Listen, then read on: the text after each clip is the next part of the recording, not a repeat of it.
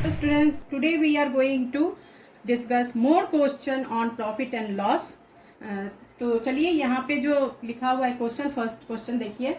A vendor bought 10 dozen eggs at the rate of ₹22 per dozen. Per dozen means हो गया आपका 1 dozen का जो रेट है वो 22 है. तो 6 of eggs were rotten. 6 जो है उसमें सड़ चुका है. तो he sold the remaining eggs at the rate of ₹2.50 पर एग, यानी एक अंडा को ₹2.50 से वो सेल किया. तो फाइंड हिज प्रॉफिट और लॉस. तो इसमें क्या करेंगे, चलिए देखते हैं. फर्स्ट में सोल्यूशन में आपका क्या है, पहले क्या है, एग. तो हम एग को जो है लिखेंगे एग इज इक्वल टू कितना है 10 डजन 10 डजन एग्स है. तो देखिए स्टूडेंट्स, ये डजन जो होता है वो 12 का होता है. 1 डजन इक्वल टू 12, नंबर 12 होता है. तो हम इसको लिखेंगे number of eggs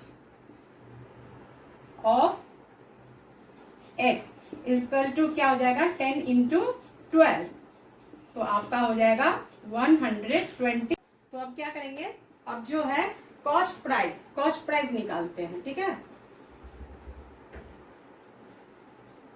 cost price of 10 dozen egg. 10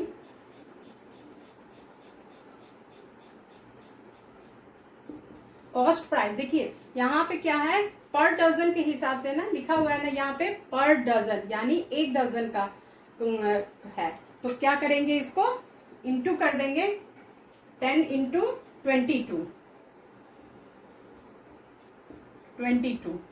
तो ये 10 जो है डजन में दिया हुआ है ना, तो ये आ जाएगा आपका 220.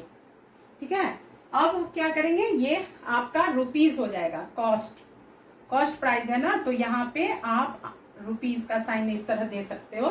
फिर अब क्या कह रहा है इसमें से 6 eggs were rotten, यानी 6 एग जो है वो सड़ गया है. तो अब हम इसका निकालते हैं as 6 eggs were rotten,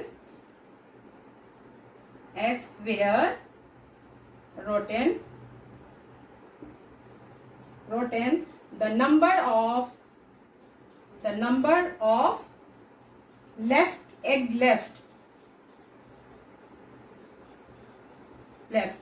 तो क्या करेंगे, अब जो टोटल नंबर जो हम 10 eggs था उसको 12 से किए, उसी में से 120 से माइनस 6 जो सड़ चुका है उसको हम निकाल देंगे. तो आपका कितना आ जाएगा, ये 10 जाएगा तो 114 एग्स है, रिमेनिंग एग हो गया.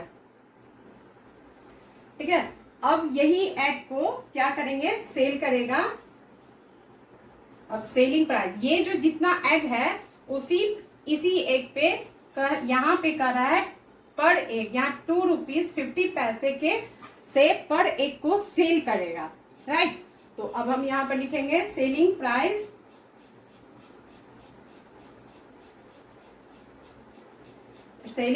Of one egg is equal to कितना रुपीस दिया हुआ है, ₹2.50. हाँ, तो अब हम ये पूरा एग का कॉस्ट निकाल लेंगे.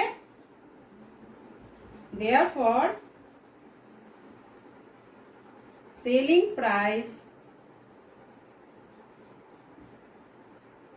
of 114 eggs is equal to 114 into 2.50.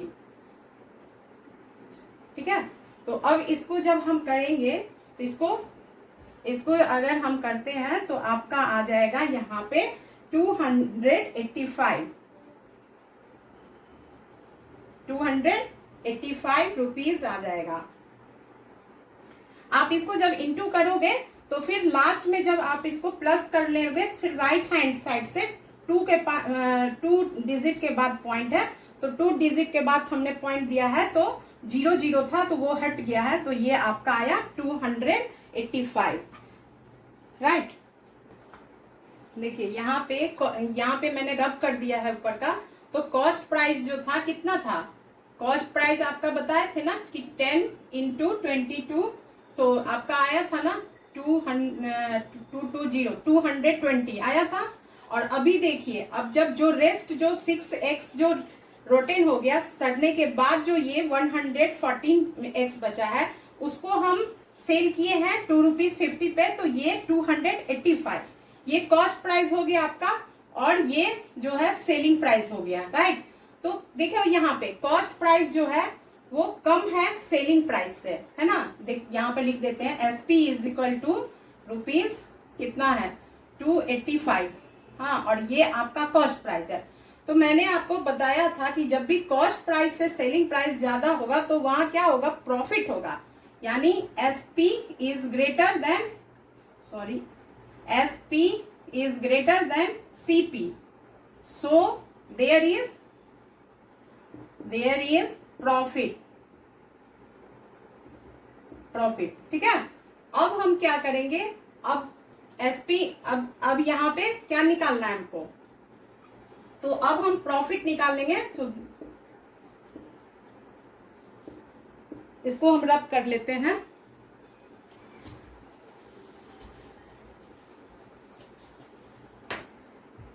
Profit is equal to क्या होगा, CP क्या हो जाएगा, selling price minus CP, SP minus CP। तो क्या हो जाएगा, SP कितना है, हम उसको बेचे हैं कितना में 285 में, और खरीदे थे कितना में, कॉस्ट प्राइस था 220, राइट।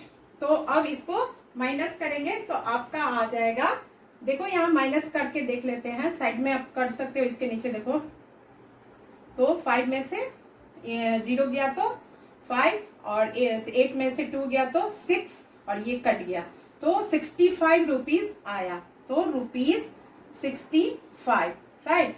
यही आपका प्रॉफिट है, क्या है, profit. A shopkeeper bought 16 shirts, the cost of each being ₹175. He sold 5 of them at the rate of ₹160 per shirt.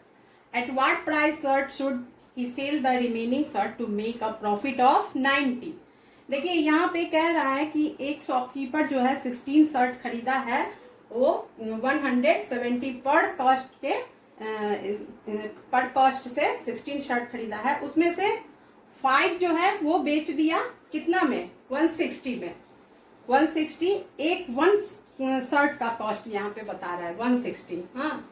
तो वो लेफ्ट जो शर्ट बचा है तो उसको कितने में बेचेगा कि उसको 90 रुपीज का प्रॉफिट होना है, 90 का उसको प्रॉफिट लेना है। तो क्या करेंगे इसमें, देखिए नंबर ऑफ शर्ट कितना दिया हुआ है, नंबर ऑफ शर्ट कितना है आपका 16, हाँ, और cost of one shirt, cost of one shirt दिया हुआ है यहाँ ₹175। तो कॉस्ट निकाल लेंगे, 16 शर्ट का कॉस्ट कितना होगा, कॉस्ट ऑफ 16 शर्ट क्या हो जाएगा 16 इंटू 175, तो कितना आ जाएगा, इसको जब हम मल्टीप्लाई करेंगे तो 2800 आपका रुपीज आ जाएगा, रुपीज 2800। हाँ, अब क्या करेंगे इसमें, कॉस्ट ऑफ इतना निकालिए। अब सेलिंग प्राइस जो है वन शर्ट का निकालेंगे पहले, जो जिसको 5 शर्ट जो बेच दिया है, हाँ, उसी का selling of one shirt, one shirt selling price कितना है 160 रुपीज 160, हाँ। तो selling price of selling price of 5 sell किया है ना, 5 शर्ट्स क्या हो जाएगा आपका 5 इंटू 160 इज इक्वल टू आपका 800 आ जाएगा। इसको करोगे तो 800 आ जाएगा।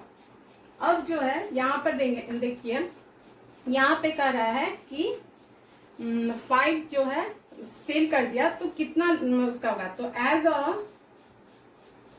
एज 5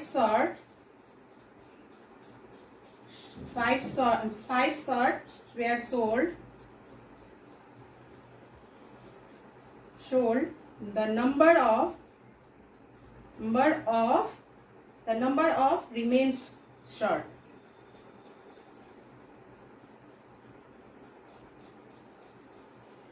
शर्ट्स क्या हो जाएगा। 5 शर्ट जो बेच दिया तो कितना लेफ्ट हो गया, तो 16 पहले था शर्ट और माइनस करेंगे कितना 5, तो कितना रह गया इसके पास 11 शर्ट लेफ्ट। हाँ कितना ही रह गया। अब हम इसको थोड़ा रब करेंगे, तो रब करते हैं। अब हम क्या करेंगे, रिमेन कॉस्ट जो रहा वो निकाल लेंगे। रिमेन कॉस्ट किस तरह निकालेंगे, वो पहले का जो कॉस्ट खरीदा था और उसमें से जो बेच दिया उसी का हम निकालेंगे। तो पहले जो खरीदे वो क्या लिखेंगे, cost of 16 shirt, cost of 16 shirt minus selling price of 5 shirt, selling price of 5 shirt. हाँ तो क्या हो जाएगा, इसका 16 का कितना था 2800 और प्राइस जो हम सेल किए थे वो कितना था 800। तो क्या आ जाएगा आपका 2000, ये रिमेनिंग कॉस्ट निकल गया। हाँ अब ये जो मेरा रिमेनिंग कॉस्ट निकला उसी पे ये यहाँ पे देखिए पढ़ के, एट व्हाट प्राइस पर shirt should he sell the remaining shirt to make a profit of ₹19। तो इसको इस 19 का वो जो 16 शर्ट बेच दिया उससे कोई मतलब नहीं है, उसको जो है 19 रुपीज जो है उसको प्रॉफिट लेना है। तो हम लोग अब हम जैसे सिंपल वे में करते हैं वैसे करेंगे। ये आपका हो गया सीपी और प्रॉफिट लेना है इसको, तो प्रॉफिट इज इक्वल टू ₹90। तो अब हम क्या करेंगे, सेलिंग प्राइस निकालेंगे। Therefore selling price is equal to क्या हो जाएगा, CP cost price plus profit. तो क्या आ जाएगा, सीपी आ गया आपका 2000 प्लस प्रॉफिट आ गया 90, तो आपका आ जाएगा 2090 रुपीज। हाँ यहाँ रुपीज हो जाएगा ₹2090। अब क्या कह रहा है कि एट व्हाट प्राइस पर शर्ट शुड ही सेल, मतलब अब इतना तो उसको प्रॉफिट लेना है। हाँ अब इतना को जो रिमेनिंग शर्ट है कितना रह गया था 11, उसको कितना से उसको सेल करेगा कि पर शर्ट का कॉस्ट निकालना है। तो हम क्या करेंगे, selling price of 1 shirt, selling price of 1 shirt is equal to क्या करेंगे, ये जो 2090 है उसको हम डिवाइड करेंगे 11 शर्ट जो रिमेन, 5 तो 16 शर्ट था उसमें से 5 तो सेल कर दिया 160 पर शर्ट के अकॉर्डिंग। तो हम इसमें अब डिवाइड किए हैं, तो इसको जब हम डिवाइड करेंगे तो आप देख सकते हो यहाँ पे करके देखो 11 से करोगे 1 टाइम में तो 11 ये इसमें आ जाएगा, ये कट जाएगा 9 और 11 9 जा 99, ये कट गया और ये 0 जो है इस तरह देंगे तो 190 आया, तो ₹190। Next question is, a shopkeeper bought 4 dozen pens at the rate of ₹20 per pen. 8 of the pens were stolen. At what price should he sell each of the remaining pens to make a total profit of ₹40? इसमें कह रहा है कि एक shopkeeper जो है 4 dozen pens को खरीदा उसमें हाँ, और per dozen 4 dozen pens at the rate of 20 per pen, मतलब एक पेन का जो कॉस्ट है वो आपको 20 है। तो उसके बाद वो उसमें से एक पेन जो है उसका स्टॉलन यानी कोई चोरी कर लिया, तो लेफ्ट जो जो भी बचा है उसका पेन वो कितने में बेचेगा कि उसको 40 का प्रॉफिट लेना है, माने पर पेन का कितना में बेचेगा वो सेल करेगा कि उसको 40 प्रॉफिट होगा। तो चलिए हम इसको भी करते हैं। क्या होगा? 4 डजन, अच्छा डजन, डजन मीन्स क्या होता है? 12, जैसे कि आप बनाना भी खरीदने जाते हो या एक ये सब जो है डजन 12 होता है, तो 4 इंटू 12 कर देंगे तो ये नहीं तो अभी हम यही लिखते हैं 4 डजन का हो जाएगा इसी तरह 4 इंटू 12 क्या हो जाएगा? 48, 48 हो गया। ये 48 क्या हो जाएगा? पेन हो जाएगा। हाँ, अब क्या करेंगे?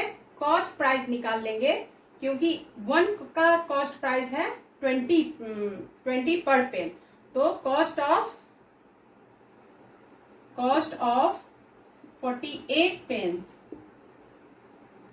इज इक्वल टू कितना हो जाएगा? 48 इंटू 20 क्या हो जाएगा? इसको आप करोगे तो हो जाएगा आपका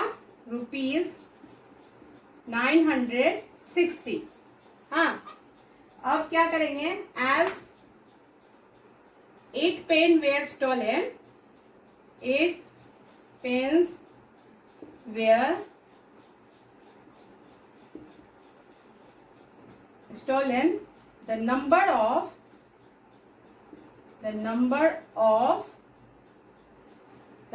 of क्या हो जाएगा? remaining pens,